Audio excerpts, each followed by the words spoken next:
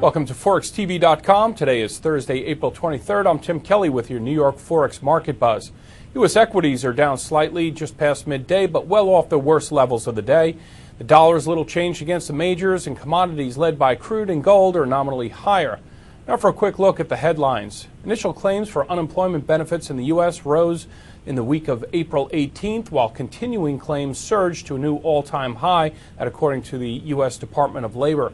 Initial claims rose to 640,000 as expected, following an upward revision of the previous week's claims to 613,000 from 610,000.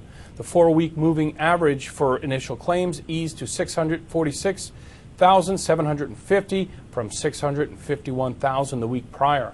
Meanwhile, continuing claims rose to a new high of 6,137,000. That for the reference week, April 11th, a larger number than the consensus forecast of 6,120,000. The previous week's level of 6,022,000, the former all-time high, was revised to 6,044,000. U.S. existing home sales contracted 3% in March against expectations for a 1.5% decline and following a downwardly revised 4.9% gain in February, that according to the National Association of Realtors. Today we're joined by Mike Englund, Senior Market Analyst at Action Economics. Mike, thanks for joining us again. It's always my pleasure. Hey, Mike, we looked at these numbers today. They're admittedly not as bad as they have been, and the pace is not as bad, but still bad numbers and continuing to show deterioration in the markets. Yet the equity markets are holding up pretty firmly here. Is this maybe a guess that the end is near, or is there something else going on here? What's your take? Well, I think it is important that we're passing an inflection point. Markets have probably grown wary of hearing the expression less worse, but it's pretty clear that if you look at almost every major U.S. monthly indicator, the numbers have been getting less worse since January. And by seeing that point where the panic, which impacted the economy from September until it looks like December or early January, has really stopped, and that we're now able to see where the dust will settle and reassess conditions, is an important turn in our assessment of the economy, though, as you note, GDP is going to continue declining probably through the second quarter. But almost all the data for the last month or so seems to be cooperating with the view that we probably saw some moderation in the rate of decline in the first quarter. GDP fell 6.3% in the fourth quarter. The decline is pegged by most economists to be at around 5% in the first. And now we're in the second quarter, and it looks like that decline's about 3%, and we seem to be on track for the potential for a positive GDP number by the third quarter. So we're mapping out a nice profile. Obviously, we're not out of the woods with the financial crisis, and you never know when another hand grenade is going to go off, but at least it looks like from the available data for the last few months that we are at this sort of strange turn in the growth rate. Even though we're not at the bottom of the cycle, we are at the bottom of the collapse, and I think the markets are taking a lot of solace from that. Mike, what would you consider a positive GDP number at this point? We're looking for a 1% GDP number in the third quarter, and if you look at our first and second quarter numbers, final sales in the first quarter fell at only a couple of percent rate, even though GDP fell at 5%, and the result is that inventories are unwinding very rapidly in the first quarter. It looks like we're going to see a huge inventory unwind in the second quarter, too. So the upside for the economy going into the third quarter is that inventory liquidations are going to be quite robust by the middle of the year, and firms are going to have to start restocking because the sales rates are just outpacing their production declines right now. So as long as we can keep that going through the second quarter, I think you can really see a bottom for the economy right around the middle of the year. So, Mike, we started off with home sales numbers. Prices are declining. We've had some mixed numbers on the retail sales front from month to month. We had a couple of good reports followed by some declining reports. Are the sales numbers, the employment numbers, and the housing numbers, do they tell you anything about GDP and this supply-demand cycle that you just referred to? Well, yes. When you look at the consumption numbers, the last round of retail sales numbers on a monthly basis were negative, but we had such a nice bounce in January and February that when you look at quarterly data, we saw the last 2 quarters of last year a 4% rate of decline in consumption, which is a pretty dramatic rate of decline.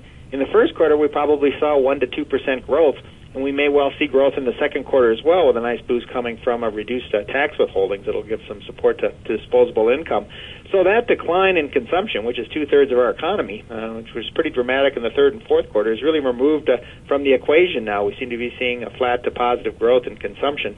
So that's a plus. And if you're looking at existing home sales today, we had actually perhaps underappreciated plateau in existing home sales for about 13 months ending last October. The numbers are pretty much going sideways, which suggests we've kind of hit a bottom.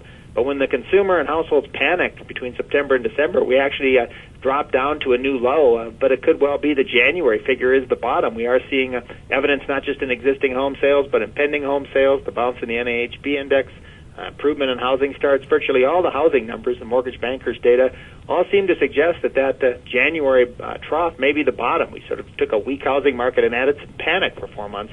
We got some pretty ugly figures, but housing seems to be bouncing from there. So the consumer and the housing markets really are not drawing the economy down going forward like they have been up till now, and I think that's a big plus for the economy. Mike, it's widely believed by many. I'm not sure you share the same opinion. You can tell us if you do. That the U.S. equity markets, for the most part, will lead a recovery ahead of the economy. Is that a notion you subscribe to at this point? Yes, our assumption is that historic norm will still be intact, that there's about a 6-month lead to equity prices, but correlations between economic data and equity prices are always very loose. So even though it's a best guess, I don't know how much stock I'd place on the assumption that necessarily will unfold. Markets are quite jittery about the condition of the financial industry, and I don't think we're necessarily out of the woods there yet. As long as bank assets or balance sheets are under pressure, there's always the possibility of a ticker bomb, discovery of a new problem at a new bank that could really reset the crisis and we'd start all over again. So it could be this cycle is different to the extent the equity markets may stay spooked for a while. But as it stands, we're assuming the historic norm will hold, and that perhaps the bounce we're seeing in the stock market now does reflect the return to positive GDP growth, albeit a slow positive growth rate, but positive nevertheless in the second half of the year. Mike, I don't want to get too far into the details, but it appears that from the analysts I speak to that a lot of folks, especially with regard to the financial sector, are kind of have a wait-and-see attitude until next quarter to see how the big banks do and whether or not they can sustain some of these gains. Albeit not all the banks had positive results, but looking just keeping that in mind, perhaps that is tempering some of the enthusiasm in the U.S. equities markets. Now, the other day, Geithner came out and said the world needs the U.S. to be healthy to get out of this global recession. How much? Let's assume for a moment that we do have that 1% GDP number that you are looking for. How much are the global fortunes and our fortunes as a country dependent on Asia, China, and perhaps even the EU? And can they sustain that growth? And if they don't, is that going to affect your projections? We have a slightly different characterization of what's really happened in the markets over the last 3 to 4 years. From our perspective, what we're seeing in this cycle is not so much a U.S. real estate cycle or a problem in the U.S. mortgage market per se. What we've seen is accelerating risk-taking from the mid-1980s right up until a pinnacle around 2005 and 2006. And we see that as the other side of the coin of what many economists call the great moderation. If you look at the volatility in most financial asset values, the volatility generally has diminished since the late 1980s.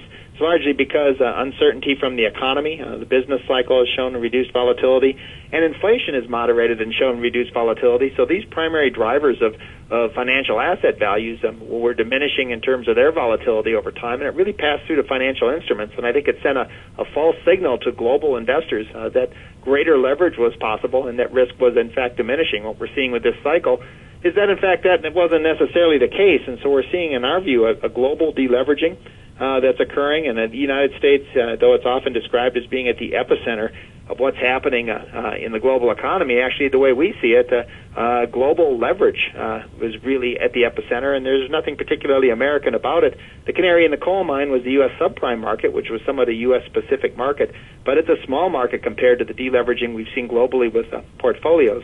And I think if we are seeing a shift toward positive growth in the U.S., it probably reflects that risk takers globally are nearing the end of this deleveraging process and are feeling comfortable with their portfolios.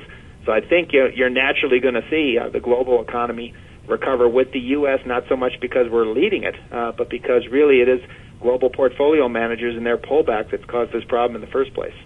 Mike, that's an interesting perspective, considering that Geithner did actually, if not directly, but strongly suggesting that the U.S. was, in fact, the catalyst and responsible for the meltdown globally. That being said, certainly respect your opinion on this. I tend to agree with what you've said here. However, let's just perhaps before we sign off here, take into consideration what the IMF has talked about for growth rates globally. A little bit different picture than what you have presented here. What do you make of the discrepancy in the IMF projections against what you see there at Action Economics? Well, the IMF has had a much more pessimistic view of the U.S. economy for the last 4 to 5 years. And I think as we've entered this crisis, the IMF was quite aggressive in downsizing its projections going forward. Perhaps the IMF sees it as their role as an intergovernmental agency to be extra cautious in their projections and to be prone to highlight the downside problems that may have existed in the financial markets for the last 4 or 5 years and the downside risk that is experienced for the global economy now. So I think they essentially are taking a perspective that's probably much more pessimistic than most private sector economists, and as we'd note, more pessimistic than the Fed itself. The Fed now publishes its own quarterly outlook for the economy, and their numbers are not nearly as dire as the IMF figures. And I would also point out, if you looked at annual GDP numbers, there's a different perspective from Geithner and the Obama administration on the source of the global business cycle than the one I just gave, being driven by deleveraging. We would note that if you looked at annual GDP numbers globally, that generally the U.S. economy hasn't led this downturn. It's actually lagged it. And if you look at last year, the U.S. economy did quite well through the second quarter of the year. In fact, it accelerated if you X out the housing and auto sectors through the second quarter. Really, the U.S. economy turned down in the August-September period and went into a sizable economic downturn. The Japanese and European economies actually turned down earlier after a weaker performance in the prior year. And we're probably going to see this year a weaker GDP data out of almost all of the industrialized countries than we're seeing in the U.S. We're looking for the U.S. to contract at a 2.7% rate in 2009, but the advanced economies overall will contract at more than a 3% rate, and Japan looks like it's contracting at about a 6% rate. So we would argue the pattern of decline in GDP reinforces the notion that the U.S. isn't necessarily pulling the global economy down. It seems to be falling with it. Mike, I appreciate your insights. We're going to leave it there for today. I definitely want to come back to this in another segment. That's all we have time for today. So thanks again for joining us. It's been my pleasure. This has been your New York Forex Market Buzz with Mike Englund of Action Economics. I'm Tim Kelly. Join us later this afternoon for PM Exchange right here on ForexTV.com.